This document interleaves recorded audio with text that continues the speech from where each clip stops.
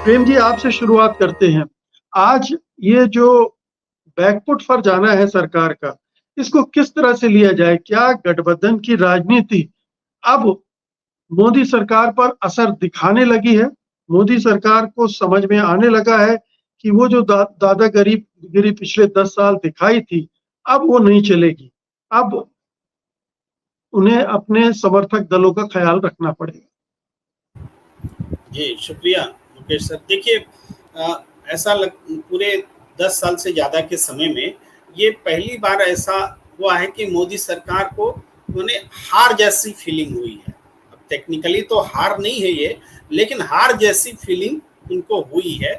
और इससे पहले ये जब विधेयक लाया जा रहा होगा, जब कंसेप्चुअलाइज हो रहा होगा, तो मोदी सरकार ने कभी इसकी कल्पना नहीं की होगी कि तुरंत इसको मतलब जेपीसी का गठन करना पड़ेगा। उन्हें प्रवर समिति वगैरह में भी भेजा जा सकता था, लेकिन जो जेपीसी एक बड़ी बात हो जाती है, इसमें तो अपोजिशन भी शामिल होगा, सब लोग शामिल होंगे, तो जेपीसी का गठन होना एक बहुत बड़ी उपलब्धि है अपोजिशन के ख्याल से, और सरकार के ख्याल से देखें तो ये एक बहुत बड़ी पराजय है मोदी सरकार के लिए। और उसकी जो वजह बने हैं, खुद उनके सहयोगी बने हैं। अपोजिशन तो बने ही है, लेकिन अपोजिशन तो अक्सर विरोध में रहता है, लेकिन जब एलआई खड़े हो गए अगेंस्ट में, तो एक बिल्कुल अलग बात हो गई।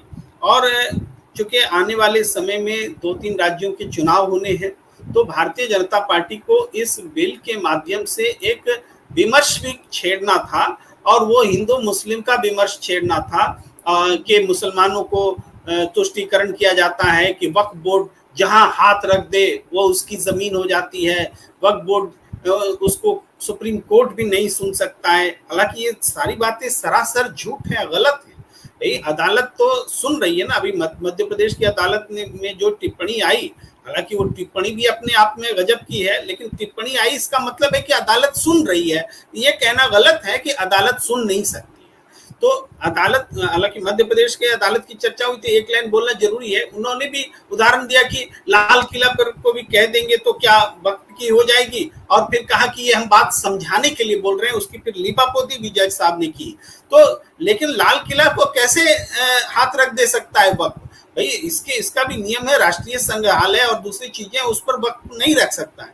वक्त जो है दान की चीज हुई, वो भी मुस्लिम लोगों से दान में दी हुई चीजों को ही, संपत्ति को ही अपने मातहत ले सकता है। तो ये सरासर गलत कंसेप्ट जो है समझाया भी जा रहा है, बताया भी जा रहा है। तो ये बात हुई। दूसरी बात है कि इसी चर्चा में इन्होंने ये भी समझाने की कोशिश की कि जो अपोजिशन है वो हमेशा गलत के साथ खड़ा रहता है, और हम जो है हमेशा सही के साथ रहते हैं। संशोधन तो पहले भी हुए थे, संशोधन आज भी हुए।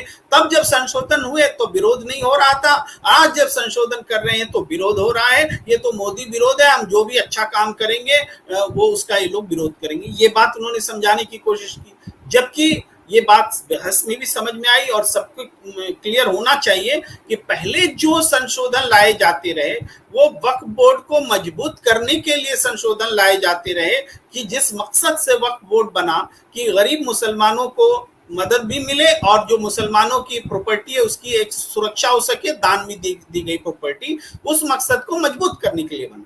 और आज जो संशोधन लाए जा रहे हैं वो वक्फ बोर्ड को कमजोर करने के लिए संशोधन थे। इसमें गैर मुसलमानों को मेंबर बनाना, या जिलाधिकारी के मातहत कर देना वक्फ बोर्ड को, इसके अलावा जिलाधिकारी को उस स्तर पर ले जाना कि उनके फैसले को चुनौती नहीं दी जा सकती। जो बात यहाँ बोल रहे हैं वो बात वहां साबित कर रहे हैं। यहाँ इस तरीके से बदलाव लेकर के वक्फ बोर्ड में आ रहे थे। तो इन बातों को विपक्ष ने बहुत मजबूती के साथ, बिना संशय के, बिना विभ्रम के, कोई मतभेद नहीं, पूरी एकजुटता के साथ सामने रखा।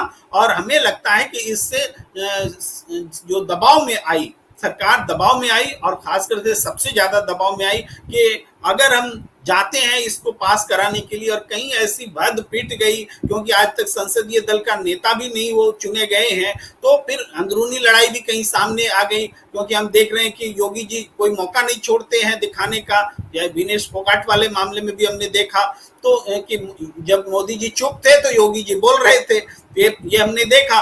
तो इस तरह से अंदरूनी खतरा एलाइज की तरफ से खतरा और अपोजिशन की एकजुटता, इन सब का सारा संयुक्त प्रभाव ये रहा कि मोदी सरकार को पहली बार हार फील करनी पड़ी है। जी जी